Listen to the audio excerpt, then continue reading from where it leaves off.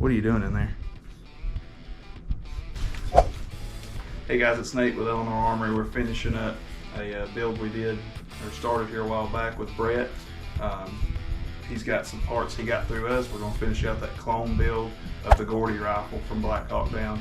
We did a video on the Black Hawk Down movie, turned out pretty good.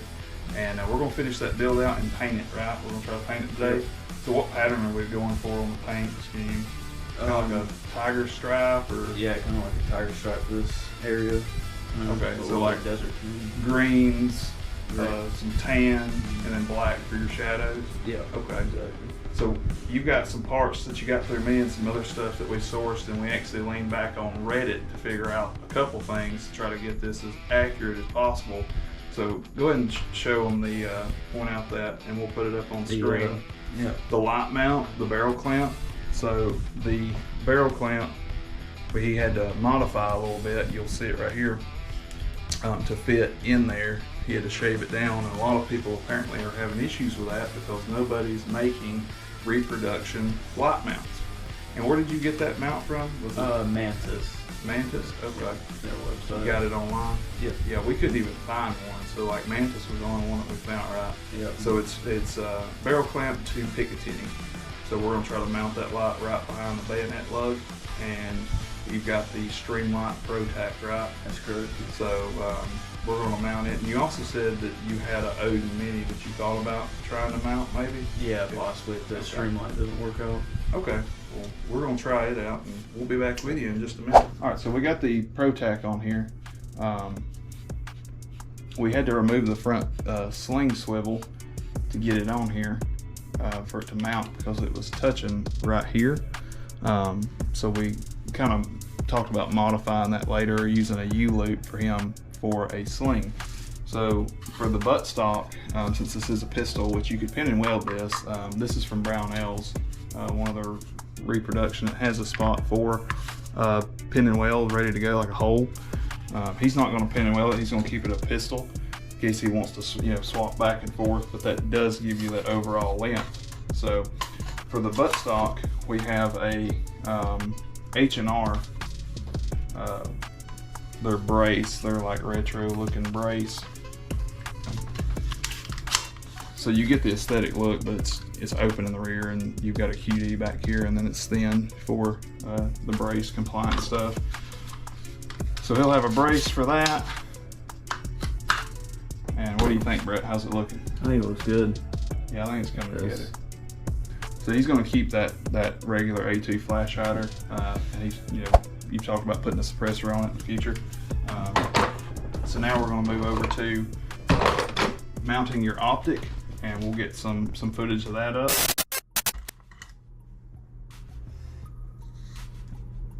There we go. Oh, I didn't need much.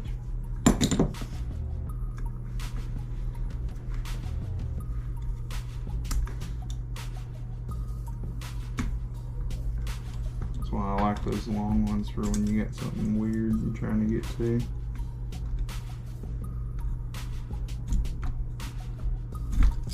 Come on.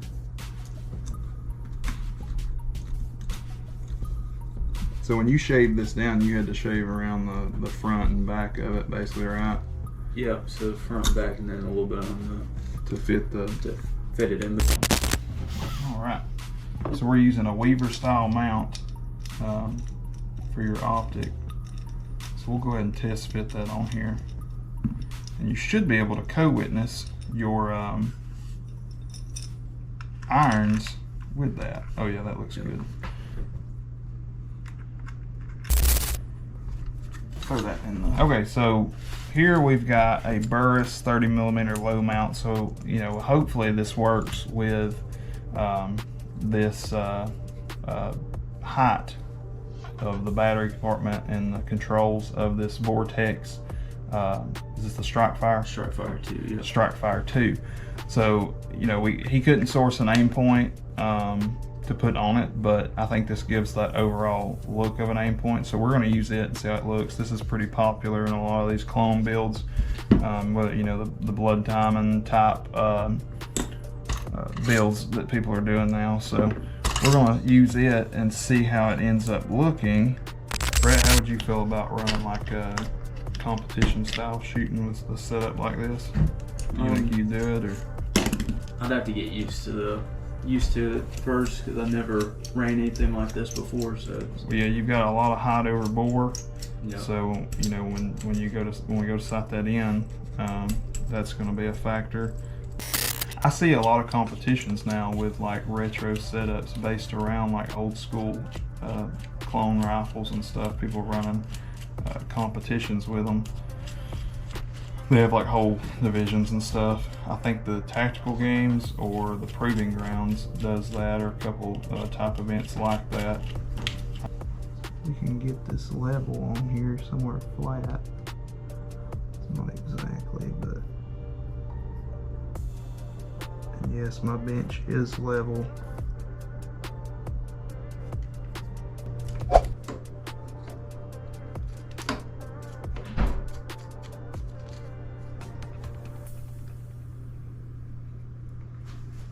So we'll look underneath and make sure nothing's contacting that, which there's just a little bit of room in there.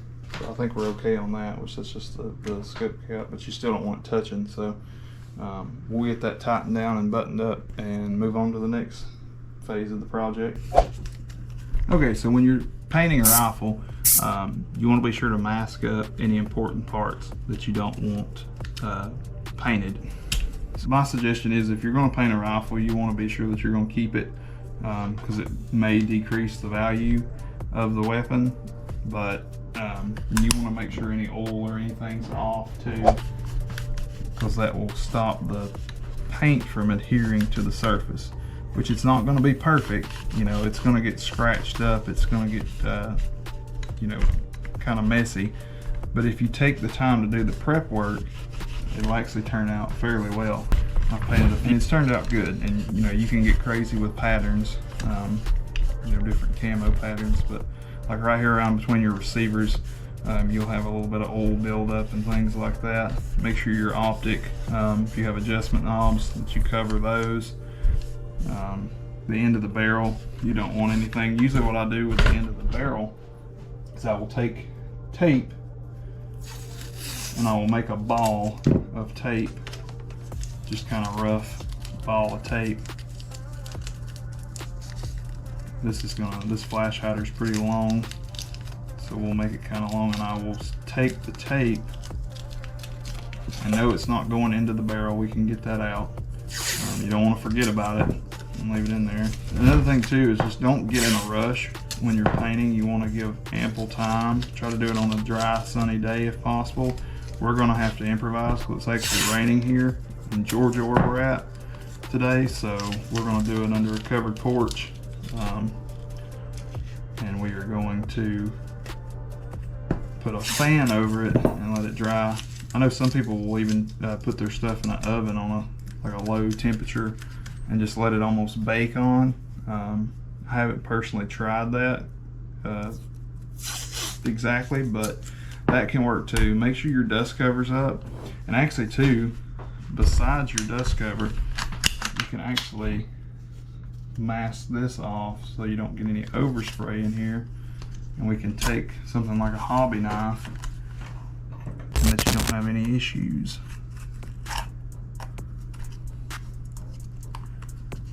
So we've got some like natural like foliage type brush that we can use that we're going to break out, and also too we've got one mag that we're going to paint. So something I'll do is I'll actually take the mag, tape around the top of the mag so no overspray goes inside the receiver, because that could cause you know, issues later.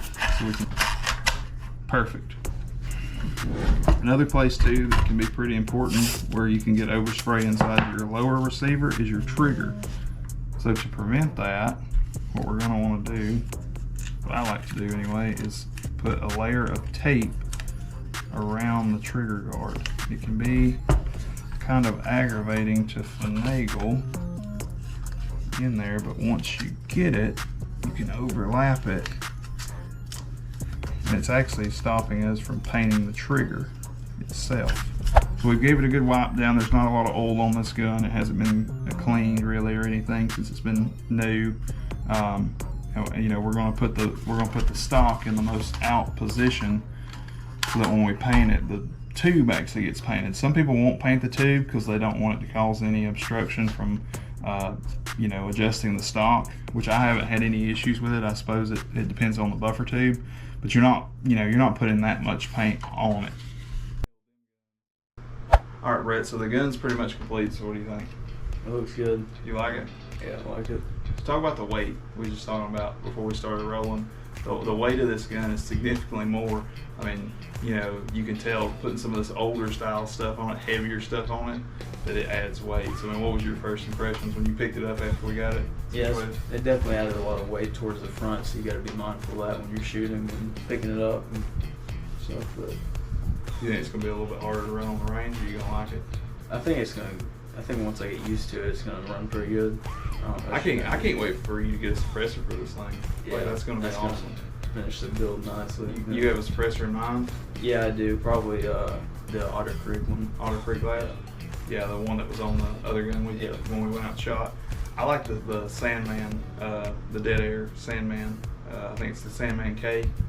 Yeah, that's the can I want. I like it a lot. And hopefully we'll have cans real soon and won't have to pay $200 for them. So we'll see how that turns out. Didn't you say it was like December before it went? Yeah, before it went to the Senate. Senate. Yeah. So we'll see how that turns out. We may do a video on that too sometime to talk about it, and maybe even the history. I like the NFA and the $200 tax stamp and all that stuff, which wait times are down significantly on suppressors now. But we're going to take this thing out. We've got it masked up. We just showed that. We're going to do a second look over on it, and then we're going to get ready to take it outside and get set up for our paint. Get up or anything. So what do you think, Brett? You think you're gonna like it? Yeah, it looks really good. Okay, so we're gonna take it out to the range and shoot it, see how the paint holds up and everything, and make it be a little warm and tethered on the range. Yeah. So we'll catch you guys later.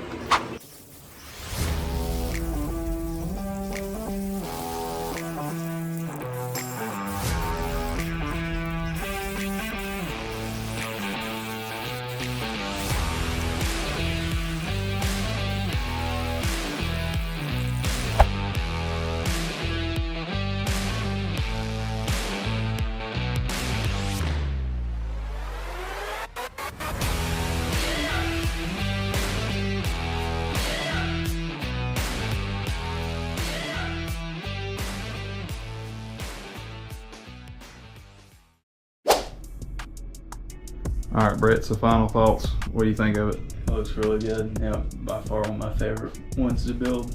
All right, so you said you've got what in this thing? Around $1,000, a little over $1,000 in it. Okay.